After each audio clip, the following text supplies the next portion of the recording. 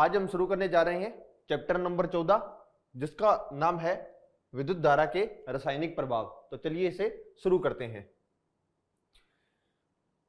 देखिए बच्चों, विद्युत धारा का रासायनिक प्रभाव क्या होगा ये पढ़ने से पहले हमें यह पढ़ना जरूरी है कि विद्युत जो है वो क्या होती है। तो हम थोड़ा सा पहले विद्युत के बारे में देख लेते हैं कि विद्युत क्या होती है, जिससे उसके बाद कि विद्युत धारा का क्या रासायनिक प्रभाव होगा वो पढ़ने में हमें सहायता मिल सके।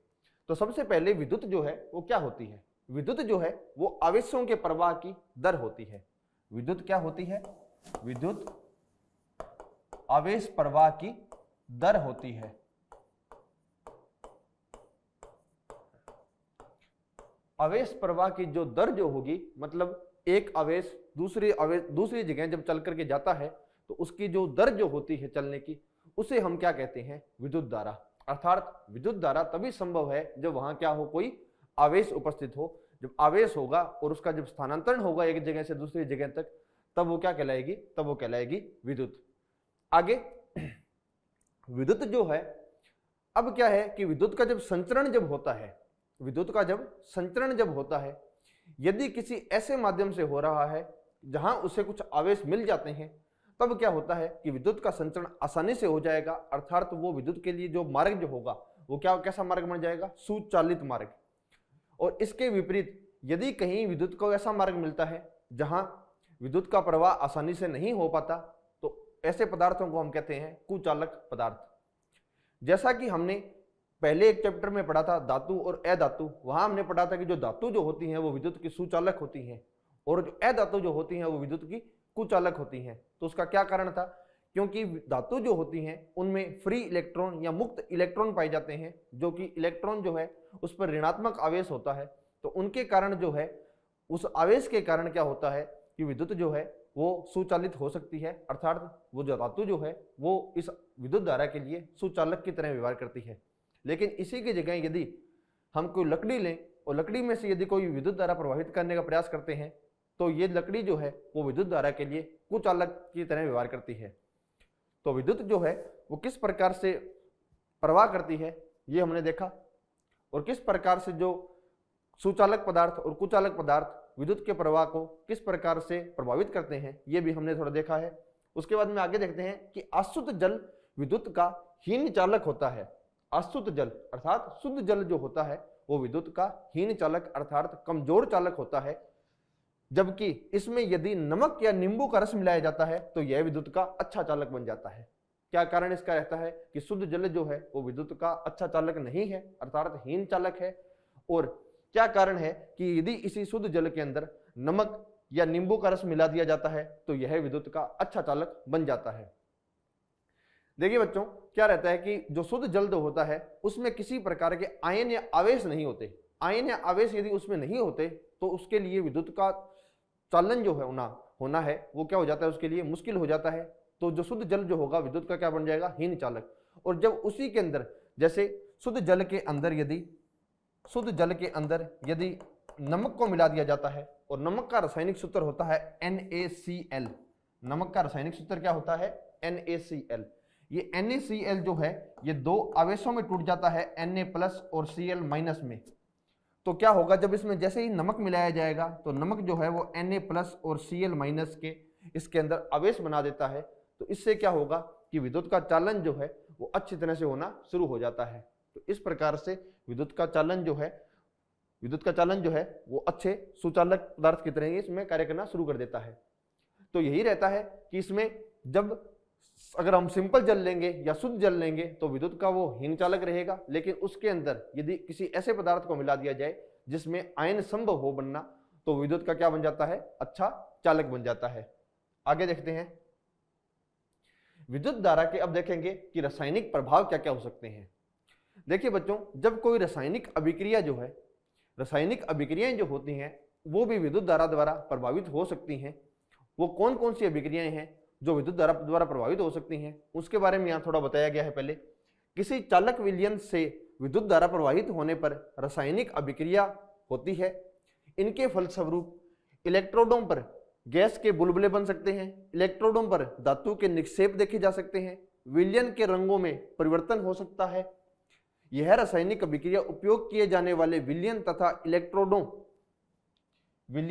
इलेक्ट्रोडों पर निर्भर करती है। यह विद्युत धारा के कुछ रासायनिक प्रभाव हैं। तो विद्युत धारा के रासायनिक प्रभाव क्या क्या हो सकते हैं कि किसी विलयन का रंग परिवर्तित हो सकता है विद्युत धारा प्रभावित करने के कारण, क्या हो सकता है, और इसके अलावा इलेक्ट्रोडों पर धातु के निक्षेप आ सकते हैं।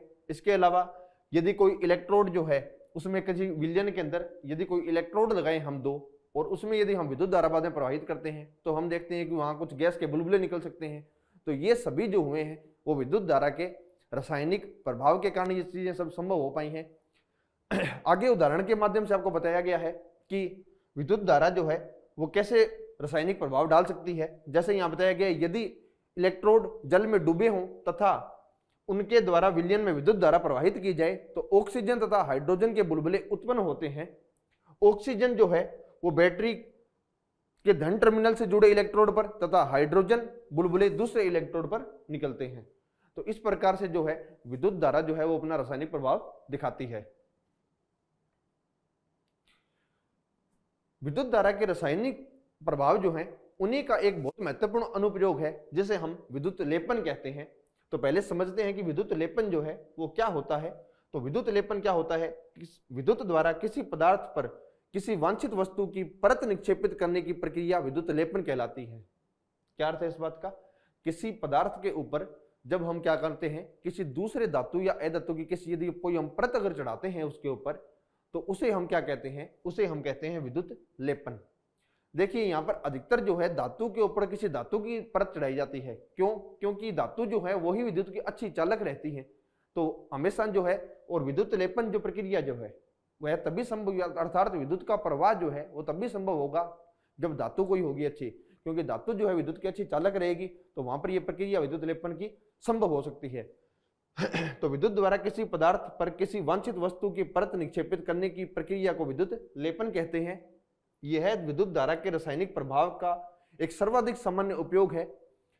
आगे विद्युत लेपन का आपको एक उदाहरण बताया गया है। जैसे जब कॉपर सल्फेट विलयन में विद्युत धारा प्रवाहित की जाती है तो कॉपर सल्फेट कॉपर और सल्फेट में वियोजित हो जाता है। वियोजित होकर यह आयन बना लेता है, कॉपर का धनात्मक आयन और सल्फेट का ऋणात्मक आयन।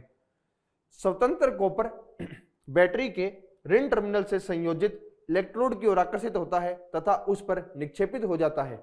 लेकिन विलयन से कॉपर के क्षय की पूर्ति कैसे होती है ये सब हम देखेंगे अभी। तो देखिए यहां तक इसमें क्या बताया गया है, जैसे ही क्या होता है कोई विलयन जो है ये है कॉपर सल्फेट का विलयन। किसका विलयन है ये? कॉपर सल्फेट का विलयन। कॉपर सल्फेट का विलयन जो है ये क्या होता है कि दो आयनों में टूट जाता है। कौन कौन से आयनों के अंदर ये टूट जाता है? कॉपर +2 अर्थात कॉपर धनात्मक आवेश में और SO4 जो है वो ऋणात्मक आवेश में टूट जाता है। और इसमें जब दो इलेक्ट्रोड लगाए जाते हैं, दो इलेक्ट्रोड मान लीजिए इसमें लगाए गए हैं, कौन कौन से? कॉपर के दो इलेक्ट्रोड इसमें अगर जब लगा दिए जाते हैं तो ये हैं कॉपर या तांबे के इलेक्ट्रोड दोनों। और इन इलेक्ट्रोडों को जब हम किसी बैटरी से जब हम जोड़ देते हैं, इन इलेक्ट्रोडों को जब हम किसी बैटरी से जोड़ देते हैं तो बैटरी के धन टर्मिनल से एक इलेक्ट्रोड को जोड़ा गया है और बैटरी के ऋण टर्मिनल से एक इलेक्ट्रोड को जोड़ा गया है। हम क्या होता है कि जो धन टर्मिनल जो है उसको दिखाने के लिए किसी एक बड़े डंडे का यूज करते हैं और ऋणात्मक इलेक्ट्रोड को दिखाने के लिए हम छोटे डंडे का यूज करते हैं। तो इस प्रकार से जब इलेक्ट्रोड जोड़ दिए जाते हैं और उसमें जब बैटरी की सहायता से इलेक्ट्रोडों में जब विद्युत धारा जब प्रवाहित की जाती है तो क्या होता है कि ये जो कॉपर सल्फेट जो था इसके अंदर जो धनात्मक कॉपर सल्फेट जो था वो क्या होता है कि धनात्मक कॉपर सल्फेट जो है वो ऋणात्मक टर्मिनल अर्थात छोटे डंडे से जुड़ा हुआ जो इलेक्ट्रोड जो है जो चित्र में जो दिखाया गया है, तो ये जो ऋणात्मक टर्मिनल वाला जो इलेक्ट्रोड जो है इस पर ये कॉपर जो है, जो धनात्मक कॉपर इसमें जो उपस्थित है वो धनात्मक कॉपर इस ऋणात्मक टर्मिनल वाले कॉपर के इलेक्ट्रोड पर जमा होना शुरू हो जाता है। अब प्रश्न ये उठता है कि कुछ समय बाद जो है विलयन के अंदर कॉपर जो है एक समय ऐसा आएगा जब सारा कॉपर जो है इसके ऊपर जमा होना शुरू हो जाएगा, तो एक समय ऐसा आएगा जब इसमें कॉपर जो है धीरे धीरे खत्म होना शुरू हो जाना चाहिए और अंततः कॉपर जो है विलयन में के अंदर जो कॉपर जो है कॉपर +2 का आयन जो है वो पूरी तरह समाप्त हो जाना चाहिए। लेकिन ऐसा नहीं होता। क्यों नहीं होता? क्योंकि जो धनात्मक टर्मिनल पर जुड़ा हुआ जो कॉपर जो है, धनात्मक टर्मिनल से जुड़ा हुआ जो कॉपर जो है ये क्या करता है कि जैसे ही यहां से Cu+2 कॉपर का धनात्मक आयन ऋणात्मक इलेक्ट्रोड की तरफ जब प्रवाहित होता है तो उसी समय धनात्मक टर्मिनल से जुड़े हुए कॉपर से कॉपर आयन किस में आ जाता है, जल में आ जाता है। तो लगातार क्या होता रहेगा कि इस एक इलेक्ट्रोड से, धनात्मक इलेक्ट्रोड से जो जुड़ा हुआ कॉपर जो है वो लगातार प्रवाहित होता रहेगा जल में, और जल से कॉपर का जो धनात्मक आयन है वो किस में जाता रहेगा, ऋणात्मक इलेक्ट्रोड से जुड़े हुए कॉपर के ऊपर। तो इस प्रकार से यहाँ की जो परत जो है कॉपर की, वो दूसरे कॉपर की परत के ऊपर जमा होना शुरू हो जाएगी, और इसी प्रक्रिया को हम क्या कहते हैं, विद्युत लेपन। तो विद्युत लेपन की परिभाषा में ही क्या बताया गया है कि विद्युत द्वारा किसी पदार्थ पर किसी वांछित वस्तु की परत निक्षेपित करने की प्रक्रिया को ही हम क्या कहते हैं, विद्युत लेपन। यह विद्युत धारा के रासायनिक प्रभाव का एक सर्वाधिक सामान्य उपयोग है, और ये जो मैंने पूरा प्रयोग बताया गया है ये इसमें आगे बताया है कि जब कॉपर सल्फेट विलयन में विद्युत धारा प्रवाहित की जाती है तो कॉपर सल्फेट किसमें, कॉपर और सल्फेट में वियोजित हो जाता है।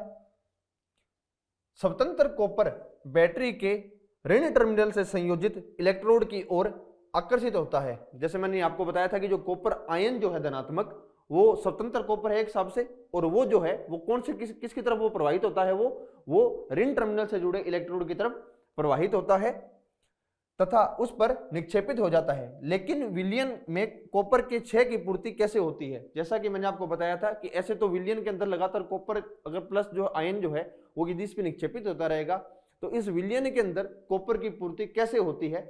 तो वो कॉपर की पूर्ति कैसे होती है कि दूसरे इलेक्ट्रोड से तांबे की प्लेट से बना होता है, समान मात्रा का कॉपर विलयन में घुल जाता है। इस प्रकार विलयन से जो कॉपर कम हुआ है वह विलयन में पुनः स्थापित हो जाता है, अर्थात दूसरे इलेक्ट्रोड से जो भी कॉपर होगा वो किस में आ जाएगा, अब विलयन में आयन के रूप में आ जाता है। और इस प्रकार से इस विलयन के अंदर कॉपर की मात्रा जो है वो समान बनी रहती है। तो ये था आपका विद्युत लेपन के बारे में। आगे देखते हैं, आगे जो है विद्युत लेपन के कुछ अनुप्रयोग बताए गए हैं आपको, जैसे कि अनेक वस्तुएं जैसे कार के कुछ भाग, स्नान गृह की टूंटी, गैस बर्नर, साइकिल का हैंडल, पहियों के रिम आदि पर क्रोमियम का लेपन किया जाता है। और इन सब पर क्रोमियम का जो लेपन जो किया जाता है वो किसकी सहायता से किया जाता है, वो विद्युत लेपन की सहायता से ही किया जाता है। देखिए बच्चों, जो क्रोमियम जो होता है वो वैसे क्या है कि बहुत ज्यादा महंगा पड़ता है। तो यदि हम पूरा जो हमने जो बनाए हैं ये जितने भी कुछ उपकरण, यदि इन सभी उपकरणों को पूरी तरह से क्रोमियम से बनाया जाए तो हमारे लिए वो बहुत ज्यादा महंगा पड़ जाता है। तो हम क्या करते हैं, पहले इसको लोहे का बना करके और उसके ऊपर जो है क्रोमियम की परत चढ़ा देते हैं। कौन सी प्रक्रिया द्वारा, विद्युत लेपन की प्रक्रिया द्वारा। आगे कुछ और अनुप्रयोग बताए गए हैं कि खाद्य पदार्थों के भंडारण के लिए उपयोग किए जाने वाले टिन के डिब्बों में लोहे के ऊपर टिन का विद्युत लेपन किया जाता है। टिन लोहे से कम क्रियाशील होता है, इस प्रकार खाद्य पदार्थ लोहे के संपर्क में आने से और खराब होने से बच जाते हैं। एक और उदाहरण क्या बताया गया है, जैसे कि जो खाने के पदार्थ जो होते हैं उनके लिए जो डिब्बे जो बनाए जाते हैं वो पहले होते हैं लोहे के बाद में उसके ऊपर टिन की परत चढ़ाई जाती है, क्योंकि यदि डायरेक्ट लोहे के संपर्क में खाद्य पदार्थों को रखा जाता है तो खाद्य पदार्थ जो है वो खराब हो सकते हैं। तो इसके ऊपर पहले कौन सी परत चढ़ाई जाती है, लोहे के ऊपर टिन की परत चढ़ा दी जाती है। और टिन की परत भी लोहे पर कौन सी विधि द्वारा चढ़ाई जाती है, विद्युत लेपन द्वारा। पुलों तथा स्वचालित वाहनों को प्रबल बनाने के लिए लोहे का उपयोग किया जाता है, लेकिन लोहे में संक्षारित होने तथा जंग लगने की प्रवृत्ति अधिक होती है, अतः संक्षारण तथा जंग से बचाने के लिए लोहे पर जिंक की परत निक्षेपित की जाती है।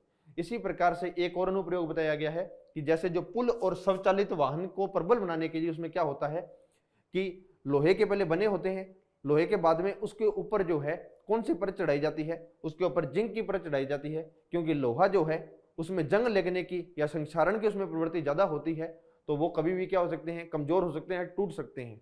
तो उसके ऊपर जो है कौन सी परत चढ़ा दी जाती है, उसके ऊपर जिंक की परत चढ़ा दी जाती है। और ये भी कौन सी प्रक्रिया द्वारा चढ़ाई जाती है, विद्युत लेपन की प्रक्रिया द्वारा। तो ये थे कुछ विद्युत लेपन के अनुप्रयोग।